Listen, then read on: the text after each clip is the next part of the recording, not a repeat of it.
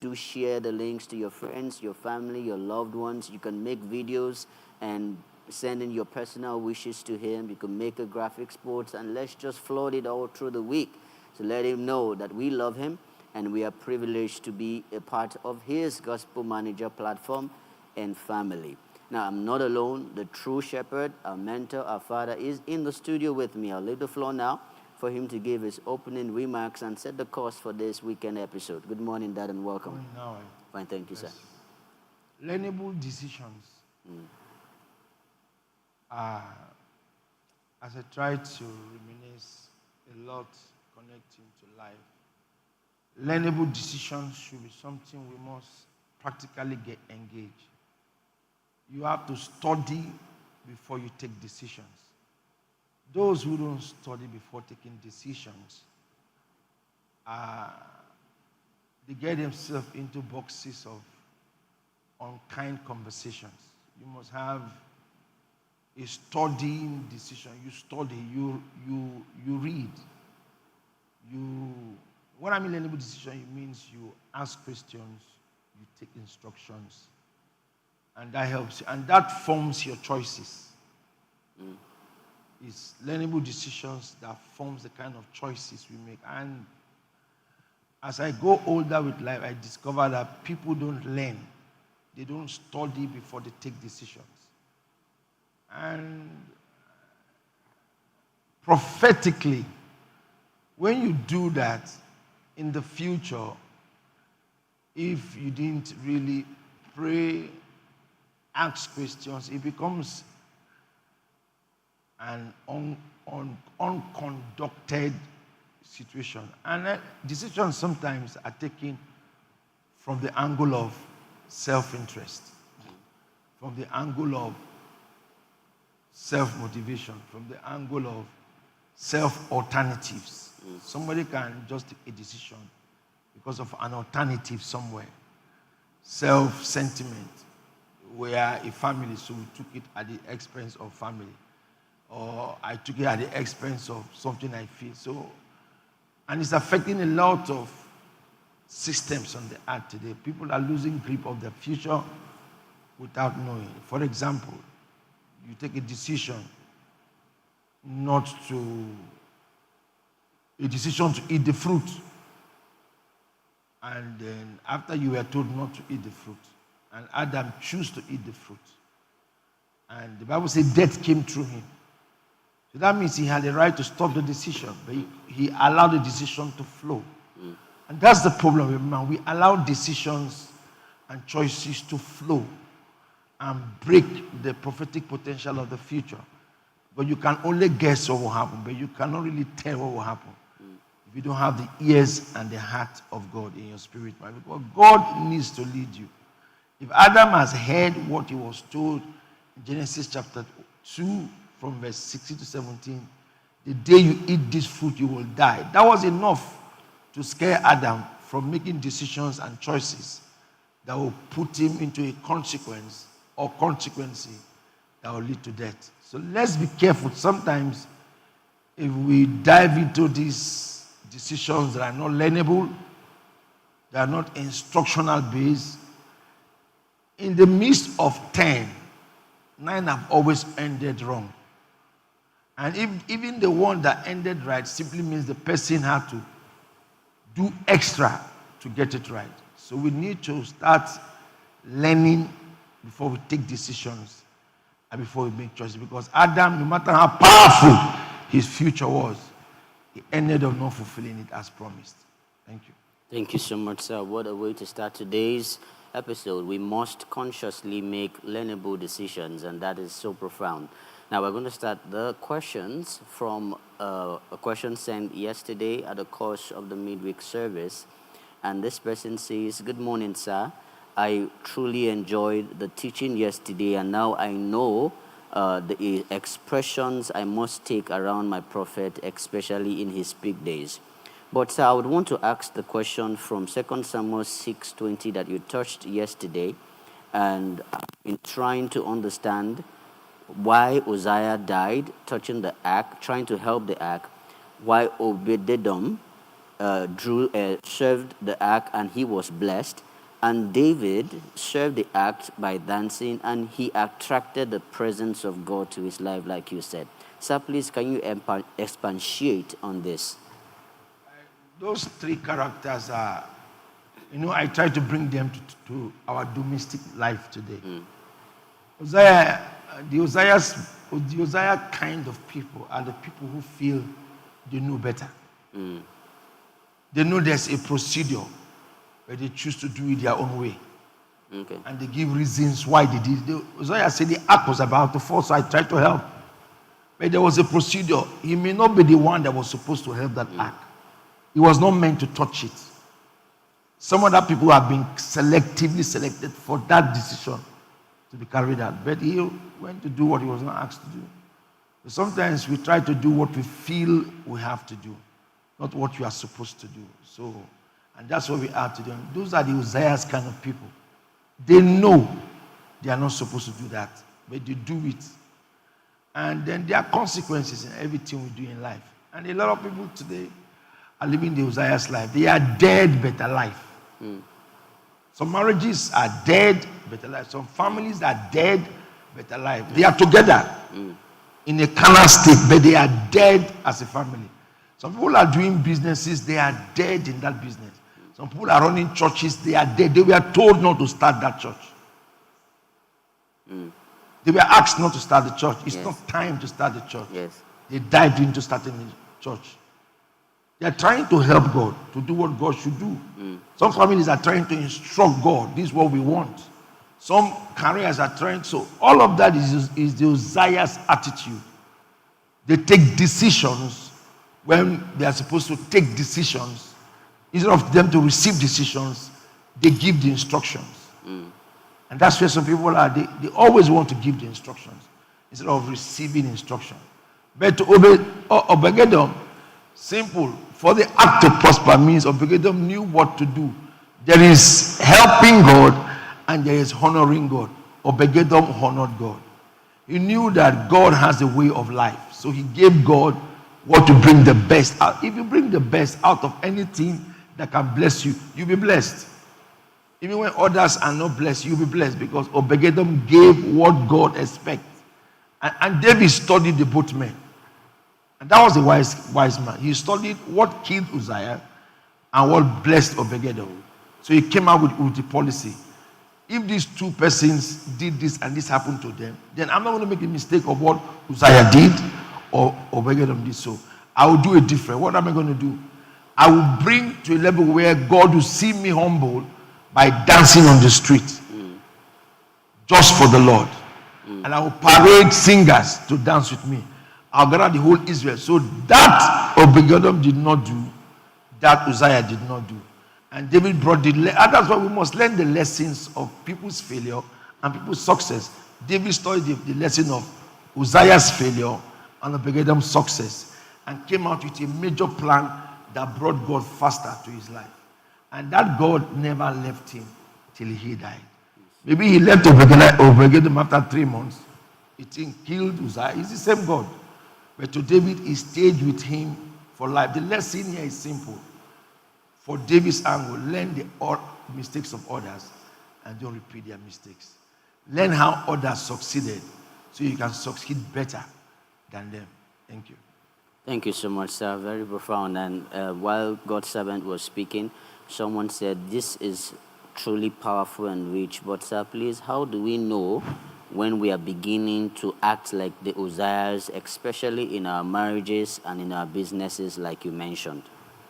Life has manuals and guides. There are certain things you are asked not to do. When you do them, you are beginning to instruct those who are supposed to instruct you. And it starts with the mind of people. People don't have, I was studying something the other day, and I said people don't have healthy hearts. People's minds are not healthy.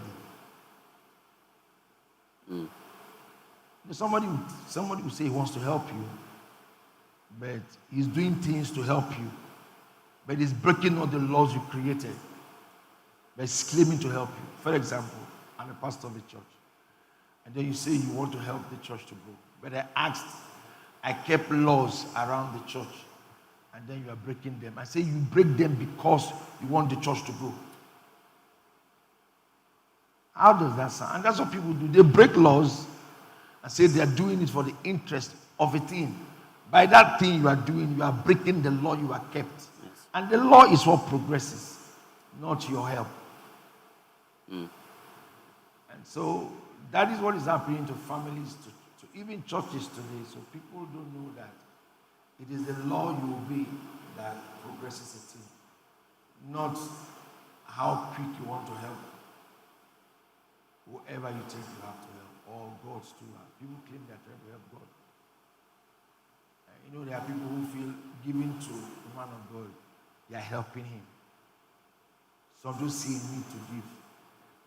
Some don't see a need to honor. Some don't see a need to put reverence. And I feel for systems and families that live like that, because the end will show. There was a break of transmission in the past.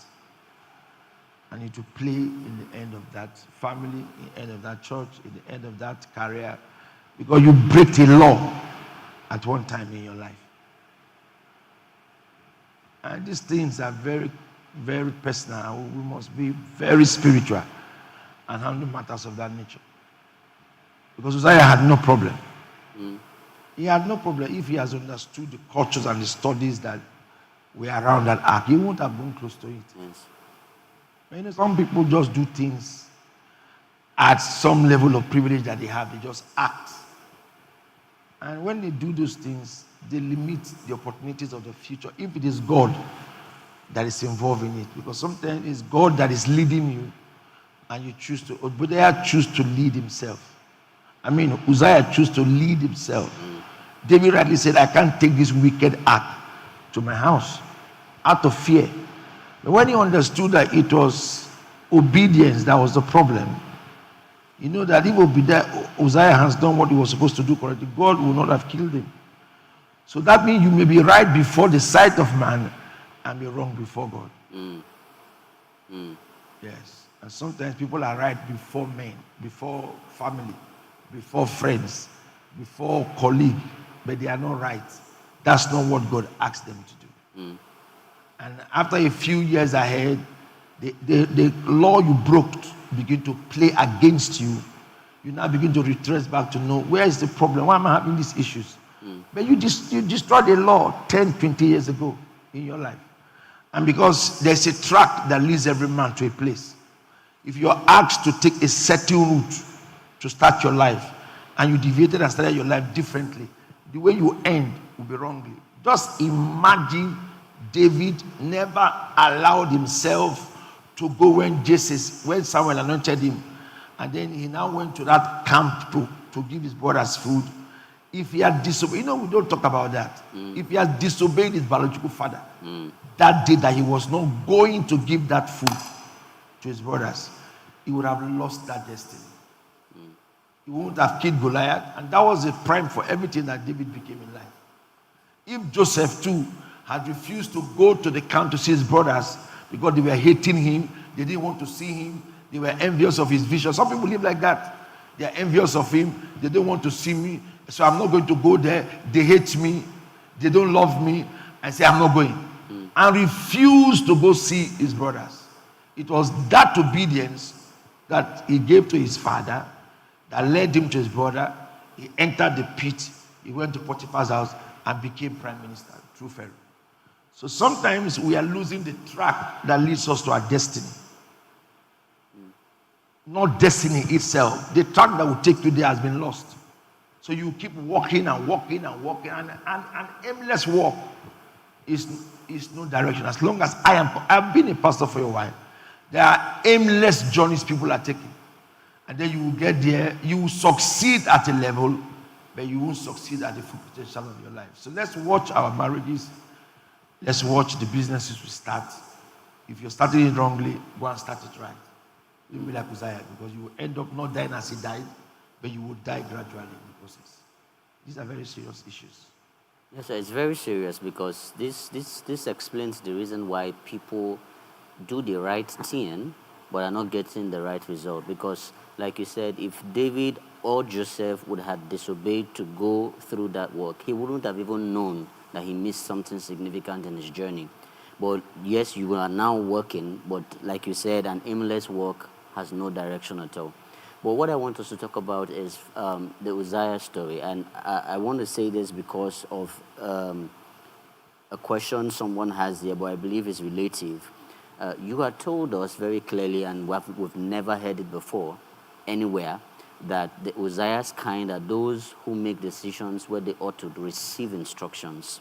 And secondly, to bring clarity to it, they make decisions trying to protect, in their mind, trying to protect the interests of a place, but they are breaking the law around that place. Now that's where the issue comes. Now this now brings self-justification. You now hear people say, even when I tried to help, this is how they treated me. I came, the man of God did not do this. I did this. I gave my this. I gave my that. I was not appreciated. But we forget that there is a law in place that even though you have an intention to help, but you must follow the law and due process, like you said. Now let's talk about that, especially in the area of service to God and also marriage. No, intention is the most important thing about people don't have the right intentions to serve even God in church. And people don't have, for me who have raised people. Now I was talking to somebody and I said, if I was your father, you will not do what you did. The intention is the problem, is where people see you. Yes. If somebody was in Joseph's life and another person was in Joseph's life and said to Joseph, you know your brothers will kill you if you go there. If he has somebody like that in his life, he would have been discouraged to go. If there was somebody in that house who knew his relationship with his brothers, that they don't love him, that they hate him. Depending on what I've just said, Joseph, you know, your father does not know what you know. You are with them. Your father is not seeing how they hate you. You may go there in that desert and go and die. And yours truly, the person is speaking the truth. If you review that statement, it's the truth. But behind that truth was a journey of a destiny. Yes. Behind that truth, the obedience to obey his father, who was under a covenant, was necessary. So the problem we have in church, we don't know that it is God we are serving. That the man you came to serve is not a pastor. Yes. Is not a member, is the author of your life. So the moment you take a decision that I'm married into this home because the Lord sent me here to be a part of this family, no matter what a man and a woman does, it does not affect the marriage. Yes. The reason why marriages are collapsed is because they marry out of certain circumstances. And they say it's love. If you really check what love is, if you go to the Greek language, you go to Hebrew and check what love is. Love means an investment of emotion that picks no fault. But today we love for reasons.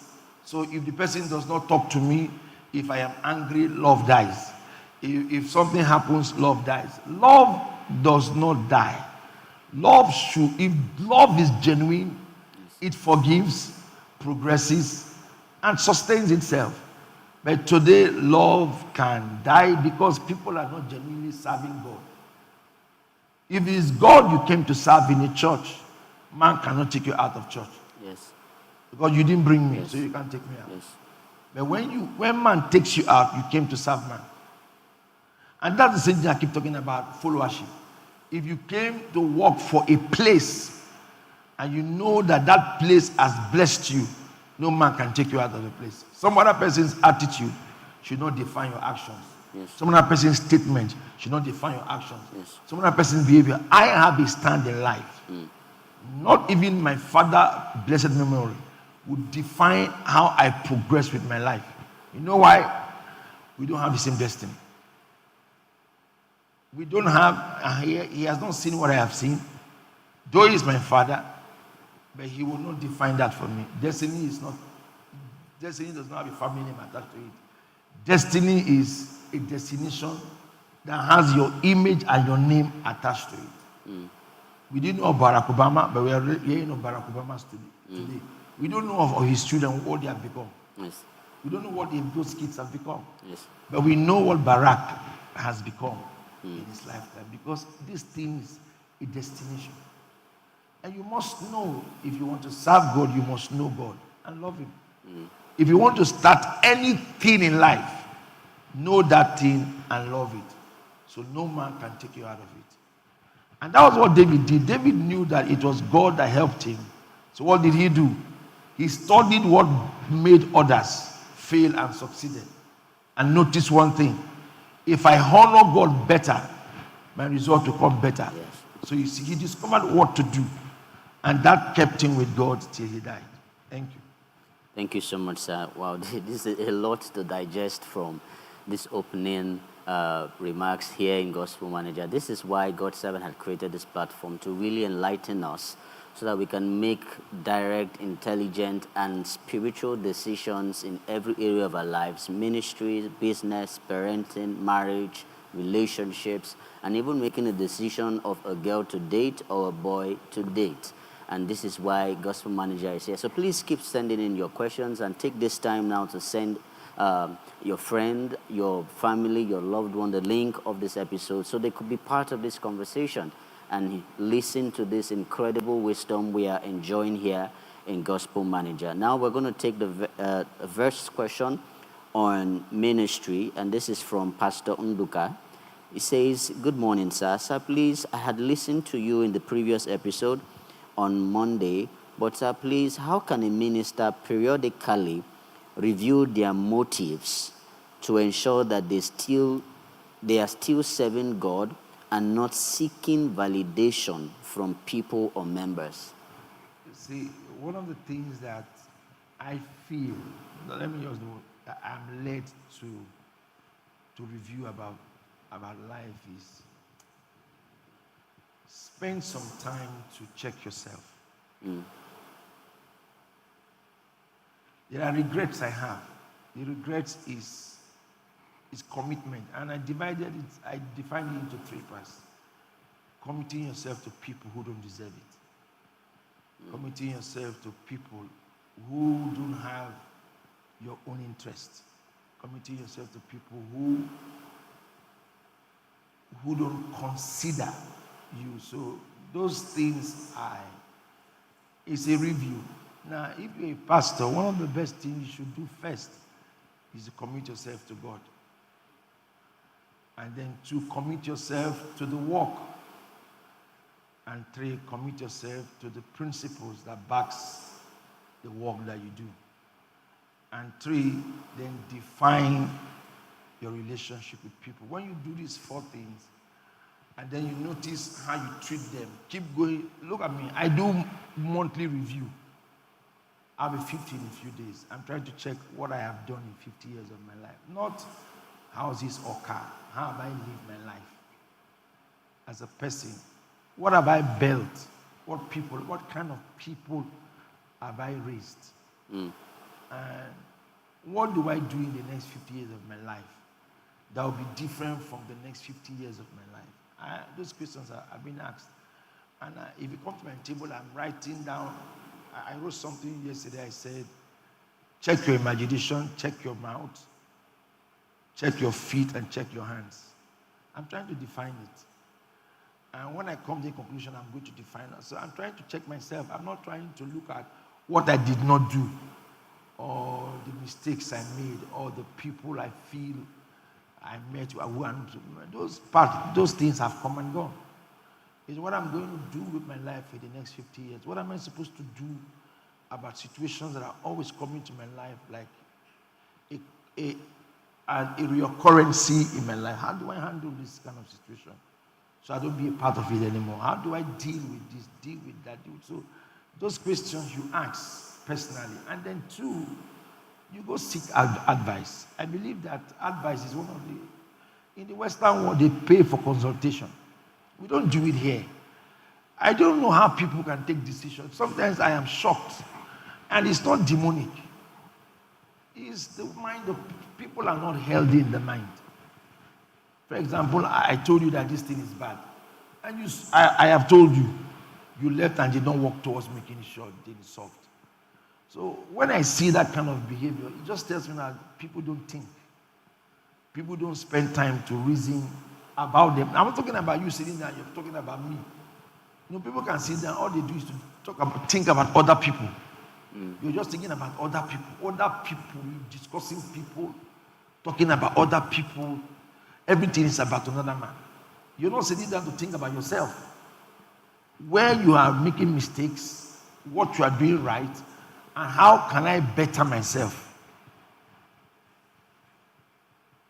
And the easiest thing to do is to better yourself. And that's why people don't redress decisions, because they don't think about themselves. They think about what will happen, what will people say, how can I not do this? So all of those things is that we are living for. Instead of living for growing your own personal life and be an example to your life is to be an example to people. Yes. That you need to be an example, not pleasing, be an example to people. So, and if you want to really be a healthy pastor, make inner reviews all the time. Look for where you're not doing well and correct yourself. And then seek for a mentor. Not the one that you go and give monies to all the time. Somebody who you can go and tell, what do you think about this thing?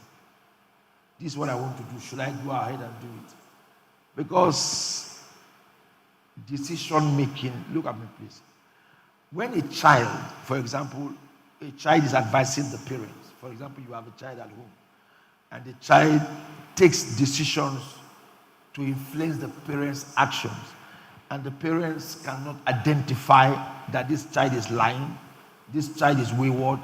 A child under control does not talk and behave like this, comes back from school, has a textbook that they did not buy, but says that the friend gave him or her. The parents say okay. The parents say okay. That child will lie over everything and you will not know. That child will report his or her siblings to you, and you feel that child does not tell lies. But that child is the most wicked being in that family. Because if you can lie to your parents privately to suit your own personal interests, it simply means you can manipulate a lot of things around them. So let's be careful as men of God. Let us not be going to God as if He does not know. He knows. So stay and review yourself first. Know the things you are doing that are not right, and know who to go to correct you. I have a young man who is a pastor, and anytime I see something wrong, I tell him. The good thing about him is that he takes correction. You say, sorry, and I'll see the changes. He does not react. He just takes correction and learn from it. So that is how to grow. When you take corrections consistently, it betters you. If I correct you, I have nothing to gain. But you are going to do better with yourself, because life is complex. You don't know who you're going to meet in the future. For example, Kachikuma had issues with marriage, but very anointed. So if that lady has somebody who was advising her, those issues would have been handled. So you may be good in an area of life, but not good in one. Accept that you're not good in that one, and allow somebody who has experience, who is bold enough to talk to you, to put you right. That way you become better. If she wouldn't have died premature, if she had somebody like, let me say, Oyedepo in her life, Enoch Adeboye. So, we need to know that these things are very important with life. And sometimes you may not have it, and you think you are, I told someone, you're being intelligent has nothing to do with healthy reasoning. And healthy reasoning is what governs life, not intelligence. Even the success of a man is tied not to anointing, to reasoning. When you reason well, you will sustain the anointing in your life and progress in ministry. Thank you.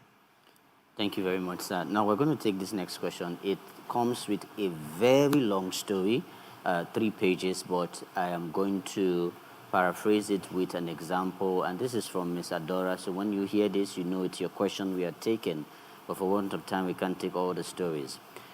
Now, from what God's servant has said, I was talking to some people yesterday, and I told them that, what do you think that God's servant will be thinking of this period? It's about how to plan, how to strategize his next 50 years. So what you ought to do is to shy away from things that will distract him or make him angry, And so we must be committed to that. Now, I said that to say this, that many people oftentimes always focus on their own challenge and try to express themselves even in times where you are in a critical moment of your life that you are trying to pivot. For example, God's servant to be 50 in a couple of days. Now, instead of thinking of what to do to please him, we begin to be centered on ourselves. We have not eaten, so I cannot do this, or make mistakes that will in turn get to him, that will offend him, maybe weaken his spirit. Now, what this story from Mrs. Adora is saying is that there are moments where she is more like having a bad time from work, dealing with a lot of things, yet her spouse knows that this is what she's going through. Yet he will still bring his own and say it as it is. Now, the question is, why do people do this? Now, this is not to Mrs. Adora's husband. This could also be to children. This could also be to spouses, to bosses, to followers. You know that this person is going through a lot. I don't know, we may be wrong at this, but that's why we are here in Gospel Manager. Now, shouldn't you just, not to say that you just want to overlook it, but you want to help the person with the situation the person is going through, then later address the mistake that was done? Would it be right to do that, sir? No, the problem is people are not grateful. Let me tell you how powerful gratefulness is. Gratefulness makes you reason and remember. And we don't teach that. We don't really teach gratefulness. It's the most powerful lesson you can ever have. When you have a nature of being grateful, you consider people. That's all. It's not a big deal. The problem is ungratefulness. When a man is not grateful, everything he does centers at his life. When he talks for himself. When he acts for himself. It's my team. It's our family. There are certain things I don't like to hear. When I see people start saying, it's our team, it's our family, it's our this, don't talk like that. So it's because people are ungrateful. People don't understand that gratefulness makes you understand times and seasons. How will I forget a man who has helped me because I have a problem? Does that make any sense? No, it doesn't make any sense. It's just that we're ungrateful. I've always said to you people, somebody I serve only gave me 21,000 naira and helped my mother. At the time we needed help, strong help. And I vowed to serve his ministry and grow it. And no other pastor has outgrown what I did in that ministry because of an assistance. He didn't train me in school. He didn't do anything tangible for me, but he just assisted my mother. At one time, we did not have food to eat, and raised money and sent to my mother to give us to eat, and take the orders to put curtain in the house. That was the only kindness I received from that man, and I vowed to progress what he was doing. When others were earning salaries from him, I refused to earn salaries from him. So his gratefulness. As we speak today, I'm still grateful to the man. I can never hurt that man, and I can never run him down till Jesus comes. So when you are ungrateful, you will consider. And when you don't consider, you will offend. That's how it starts. An ungrateful man will consider. And when you don't consider people, you will offend them. And when you offend them, you will neglect them. So that's how it grows. It starts from ungratefulness. And everything you see happening to life today is ungratefulness. People don't know how to say thank you. And as long as we don't know how to say thank you, we will not understand the seasons of people's lives. You will not know that somebody is going through a certain kind of situation. You may not know. You may never know. Oh, have you not stayed in a place where you are helping somebody, it's your birthday, the person cannot buy you a gift? Yes. The person you are helping did not think of buying you a gift. Yes.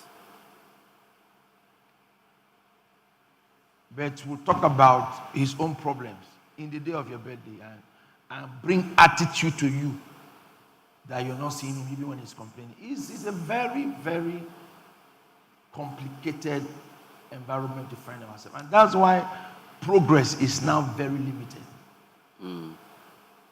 Real, this earth is meant to grow trees. Everybody should prosper in this life. But how are you going to prosper when you don't know when to say thank you? You don't know when to say, if it is not you, I won't be here. Some women are not grateful that they even got married to certain men who are wonderful. And some men are not grateful they married good women. We don't know when to appreciate people. So as long as we are ungrateful, you won't see seasons. As long as you don't see seasons, you always do things, anything that enters your head. You just act it.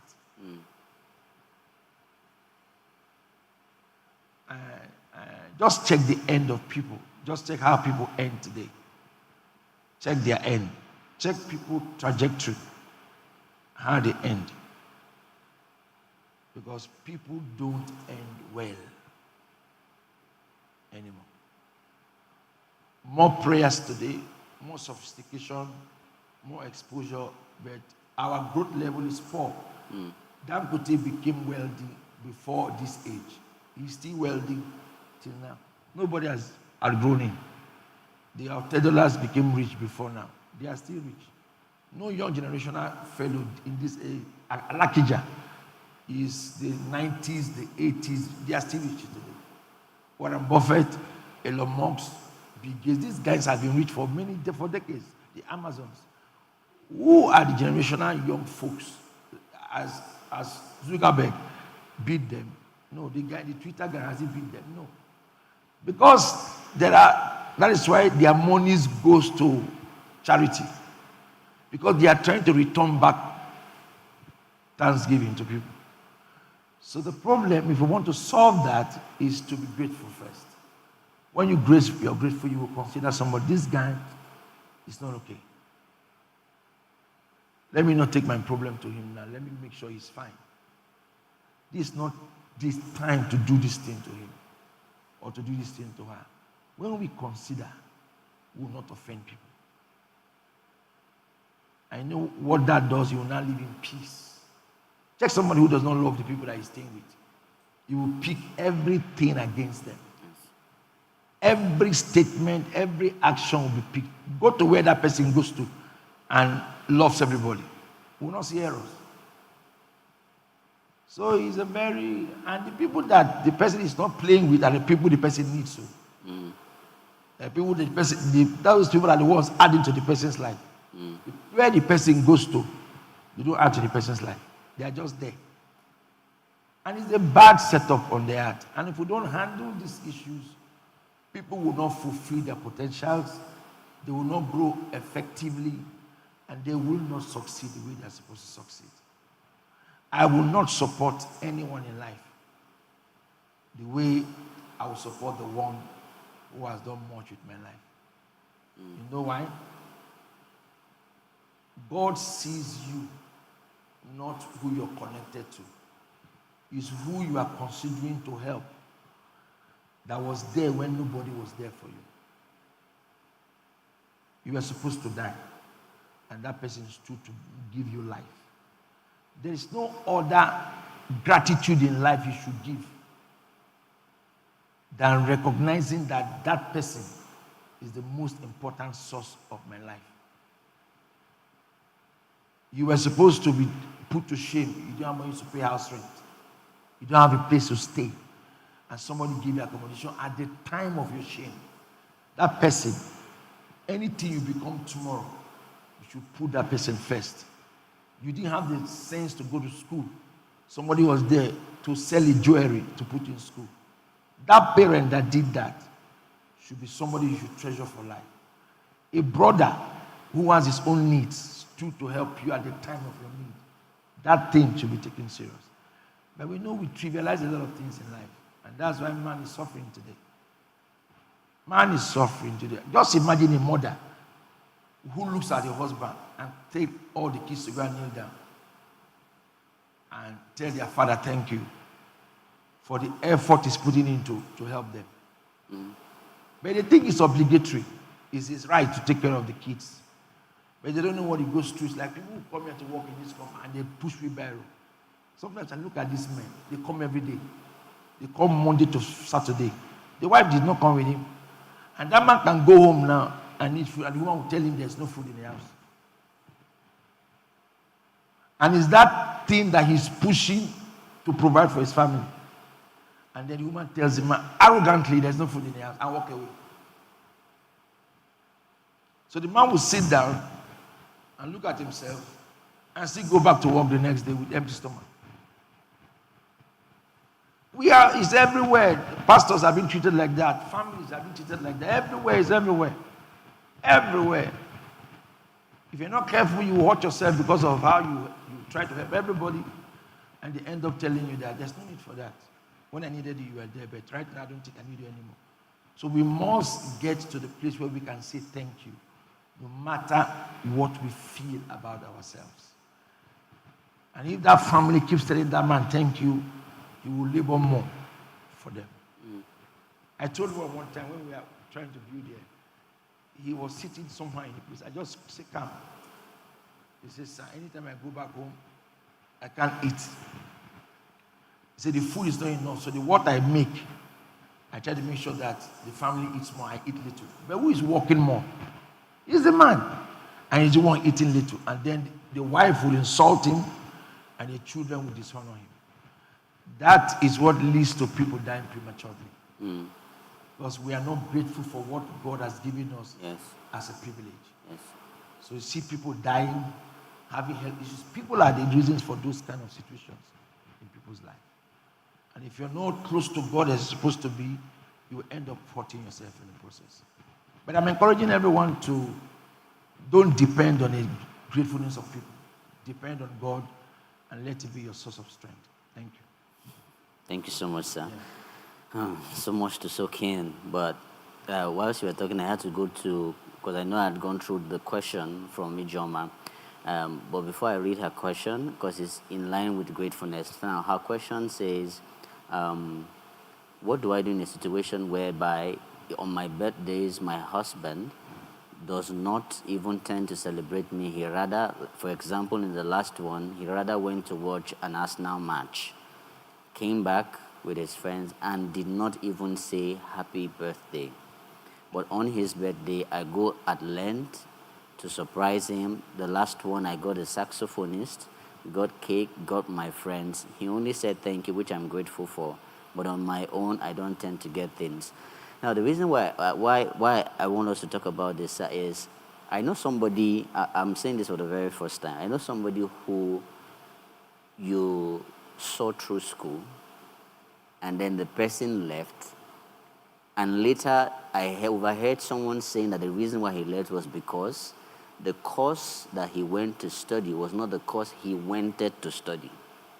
That you only encouraged him to study that, but you saw him through the 4 years he went to that institution. And then when I saw him, I said, you know you will never go to school. And the reason why I said that is because your spiritual guide not only directed you on a course to study, but he supported you all through. And you threw that away because you wanted to study something, precisely law. Till date, the person has not gone back to the four walls of the university. Not because it's a curse, but because I think this ungratefulness is the same thing that is playing. And I'm saying this because it's playing in the lives of too many people. Marriages are breaking up because the woman is not grateful or the man is not, and sometimes even the children, they are not grateful. Some people are not grateful for the platforms that they have or they have been given. For example, we are privileged to be around you. We may not be grateful for it because we have our own intentions. Like you said, intention shapes life. We feel that we are wasting our time. We feel that what we want to do, we are not doing. But we are forgetting that before there was a throne, there was a David who was in the forest. Yeah. Now, his brothers were in the they were in the army, which could be the dream of every young man at the time in Egypt. But why is my father sending me to the bush? But that gratefulness and, like you said, the obedience, that's what placed him to the throne. How do we solve this, sir? We can't solve it is because we don't have healthy people around us. When you take a decision and come to somebody superior and the person can't correct it, that's where the error continues. If people around me who are close to take decisions and come to me, I'll put it right. I don't entertain such things. And for the family that the man did not say happy birthday, you see, we should create environments all the time to appreciate people. I've always said, even here, somebody has a birthday, you didn't buy a gift. Why are you not doing that to somebody who stays close to you? It's because you are a self-unreasoned human being. As a normal human, even you notice somebody has a birthday, you should say happy birthday. You don't need to do anything much to do that. You know, we are to ourselves, so we live a life. If I go and stay in a place today, and I'm going, I'll give everybody money in the place. And you know that everybody in the place, every time, those who do it, as long as we are there, life is connective. Some people that will help you are not people that are from your family. Some people that will help you in life may not be people, your blood sisters and brothers or parents. And that's why I keep telling my children, don't treat people bad.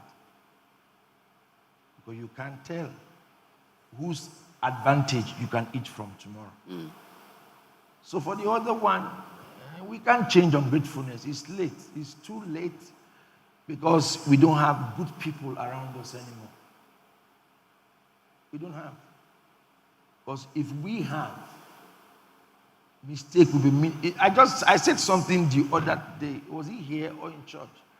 I said, my child is living in somebody's house. Goes there and the child called me to give him money. I'll ask you why. I'll ask why am I giving you money when you have a parent there. I will call the parents and tell the parents this child is demanding for this. Why? Because you are dividing the interest of that child. So that child will take decisions tomorrow and say you are the one who influenced it tomorrow. So the person who went to study and said stories of not doing what he wanted to do, if he has the right people around his life, will first of all ask himself, do you know your tomorrow? Have you seen it? I'm quiet. If you have seen your tomorrow, then go take that decision yourself. Intelligence does not give you success anywhere. It does not provide for you. It doesn't. There's a young man who was working in the media. He was a pastor in this church. He wrote jam. He couldn't get it. I just told him you are called to do ministry. He was running away from being the pastor. If you don't accept that thing, you will still remain there. The funny part of it, the day he accepted and said yes, and started working with me, and I asked him to preach on the altar, a member just saw him and trained him in school for 4 years. That's the same person. Are you hear what I'm saying? Yes. Trained him in school for 4 years. So you see that we need to understand how God works and don't go above God's voice. Because the suffering of not honoring God will go to you and those who encouraged you to go off the line connecting to God's will. Thank you so much, sir. Now, these are things that we must learn. The same example God's servant gave is the same person I was referring to earlier on. Now, we'll take this last question for today, and it says, good morning, sir. It's from an anonymous source on WhatsApp. It says, thank you for all your guidance and lessons. I love you sincerely. I ask this question sincerely and genuinely from my heart, sir. I live today as one sacred, but my trust is broken and damaged. I have never trust people. I can never trust people. I want to only relate remotely with people because I have realized that no matter what you do selflessly and genuinely for people, they will never think twice before putting themselves first. To your own hurt and detriment. Now I ask, what's the point of depriving yourself and considering people? Is it to suffer pain on earth and make heaven at the end? Because out of 100 people helped, only one may sincerely think of you, consider you, and be grateful to you. Let's read the Bible more and know what God says about that. God says, love everyone. It's a command, so you have to love people. Now, commitment is what now you have to define. I discovered lately that some people have to be helped from afar. So you have to learn that to help people from afar. Don't bring them close to you. That is okay. Do that in case you've been disappointed severely with that. So some people need not to be close to you, but they shouldn't be your enemies. So define the relationship you have with people. Learn the lessons of people's actions, and don't commit yourself to people the way you're doing before. But love everyone. That you must do. You must not hate a human that God created. But for people to live the way they live, they will always be what they are. Man will never change. But you can define how you now treat yourself towards man for the sake of your own sanity as a human being. So I have learned that. I've gone through a lot of frequencies with man. A lot of it. A lot of it. So sometimes I want to get personal. Sometimes I say, is it really necessary? Sometimes I want to wonder. Sometimes I say, is it necessary? So I ask all those questions because I'm a man. But I also know that I'm a man controlled and guided by God. So you must try, from what angle you're asking the question, to live a life where you love people. But don't commit yourself to people. It's that commitment that's the problem. If you don't commit yourself to people and they take decisions you don't want, it won't affect you. It won't really affect you. You will only be, it will be a shock, but it won't affect you. So let's try to love people, but don't commit ourselves to people, because I don't know why man lives the way he lives and does the things he does. So if we can handle that, there will be no problem. I've always said that, when you lie, when you tell lies, because of what you feel you're trying to protect, forgetting that there's a future that will progress that life for you. And that's why I advise everyone, don't take what people tell you until you study them. Study people a lot. That will help you know what to take into your heart and what not to take into your heart. If you're somebody who helps people, help them from a distance now and protect what you have to protect for yourself. But love everyone. That's a command from God. Thank you so much, sir. Wow, what a good way to end today's episode. Very enlightening to the heart and the minds who want to review, listen, and learn. Now, some of the things that we learned from today's episode is that we must make learnable decisions that are practical, and because these learnable decisions form our choices. We also talked about Uzziah. There are people who operate in the Uzziah kind of life. They have interest for the place, but they break the law. So in protecting the interest of your marriage, of your business, or a ministry you serve, try not to break the laws that guide them, because you become an Uzziah when you do that. And again, gratefulness. We must learn to be grateful, because gratefulness is what binds our spirit, souls together. And like he said, learn not to over-depend on people, but just love people as scriptures have said. Now, having said that, I would love to invite you specially for our Honor World Trade Market Forum Summit beginning tomorrow at 8 a.m. It's going to be an amazing time to learn. God's servant has something new to teach everyone in business and those who aspire to become business persons, those who are already in business. And if you really want to learn, if you really want to grow, and if you really want to start a business but you have no clue a business to invest in, then this summit is for you and your staff members. So please make your way to the Honor World International. The details are on the screen, and it comes with a trade fair after the summit, including some panelist sections and interviews with some profound business persons. But more especially is learning the Word of God on how to operate our businesses from God's servant, Dr. Maxwell Golden Egbe. You can stream live, or you could be part of it on site here in the Honor World International Rehoboth City. We can't wait to receive you tomorrow for the Trade Summit. God bless you as you do so in Jesus' precious name. Now, please join us again for our Sunday service. 3 amazing services. The 6:30 a.m. is the first service. The 8:30 a.m. is the second service. And the 10:30 a.m.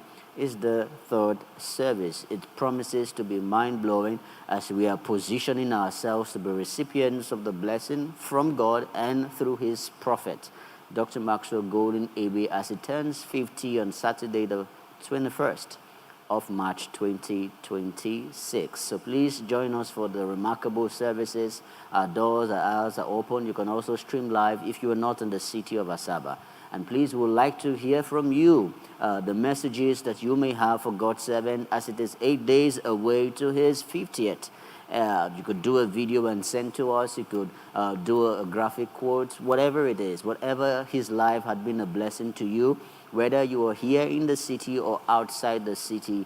Please share it in the comment section of our email or the details that will be on the scroll bar so we could take them in our subsequent episodes as we celebrate this noble and remarkable leader. I'll leave the floor now for God's servant to give his closing thoughts and bless us for this beautiful weekend. Let's try to settle down and make a meaning with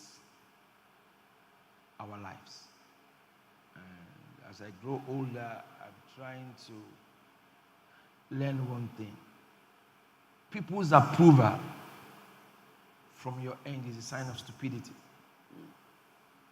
Try to discover what you have to do, how you have to do it, when you have to do it, and who you need to consult for confirmation, and how profiting it is to God, to yourself, and to life. We must not live and live and live and live only to end up noticing that I made a mistake. Mistakes are very costly things to create. Don't create a mistake, but reconcile a mistake when you have created it. But don't also allow it so that you don't ask further questions in the future. And I end with this. The controls of life is more powerful than the decisions of life. So if you don't have strong control and you are taking decisions, don't forget that there are forces that governs the earth. And if you're not ready to contend with those forces, when they start attacking you, you will discover that you took a decision, but you are not ready to defend. As you're not ready to defend that decision, you will be hurt. Though you took a right decision, but you're not strong enough to defend it in the future. The things that fight that height, they came after you, and then you dropped and got into error. Sometimes, what happened to Saul is because the throne was so powerful, but he did not mature his mind to fit the throne. So when the attack of the throne started in his mind, he was not thrown arrows on. Jealousy. He didn't want to see anybody rise. Why are they not seeing me? I am the king. I'm supposed to be appreciated. I'm supposed to be honored. I am the senior pastor. I am the admin officer. I am this. I sing better. I do this better. So you now begin to feel that this appreciation is supposed to be for me all the time. If you don't mature your mind spiritually enough to contend with that level, that enemy, when it starts, it will destroy your throne. And too many persons today are not mature enough. So they take decisions, but no control.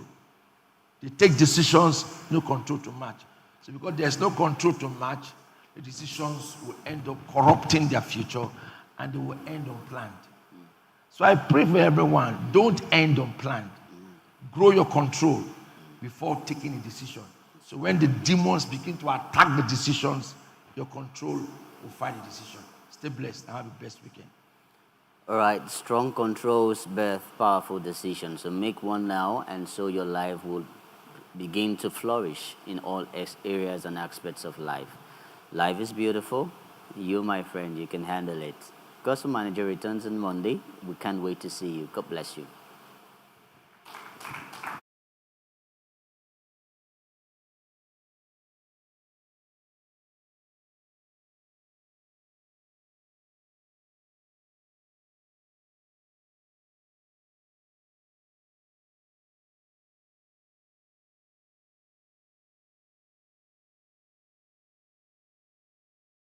Join us as we celebrate 50 impactful years of grace, wisdom, and divine influence in the life of God's servant, Dr. Maxwell Golden Egbe.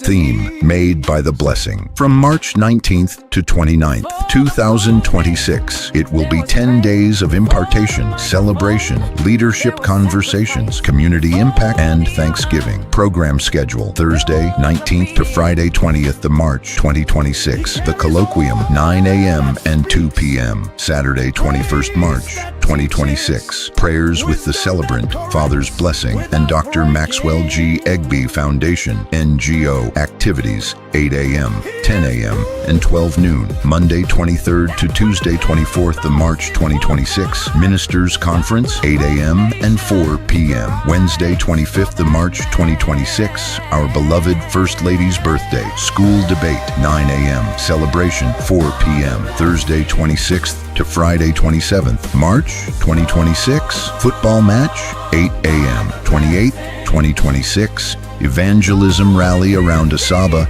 9 a.m. Sunday, March 29, 2026. Book launch and Thanksgiving service, 7:30 a.m. Come celebrate a life made by the blessing and a legacy shaping generations. He did not just preach faith, he lived it. He did not just declare favor, he walked in it.